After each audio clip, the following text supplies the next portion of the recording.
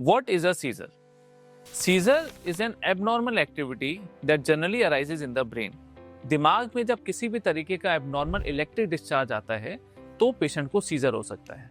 उसमें पेशेंट के अचानक से किसी भी तरीके के लिम्ब मूवमेंट्स हो सकते हैं, पेशेंट की जो आंख है या अप रोलिंग ऑफ आईज हो सकती है, उसमें पेशेंट बेहोश भी हो जाता है जिसकी वजह से उसको टंग बाइट हो जाती है। सीजर के कई कारण हैं, दिमाग में ट्यूमर से लेकर आपका शुगर कम होना, इलेक्ट्रोलाइट इम्बैलेंस होना और कई अलग अलग चीज़ें हैं।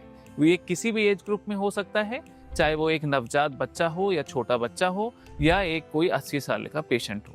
सो what to do when a patient has seizure? In fact मुझे कहना चाहिए कि क्या ना करें जब पेशेंट को सीजर आ जाए। नंबर 1, उसको होल्ड टाइटली ना करें, उसको कस के ना पकड़ें। नंबर 2, उसके मुंह में कुछ ना डालें। और नंबर 3, पेशेंट को साइडवेज टर्न करना है और उसकी रिकवरी के लिए वेट करना है।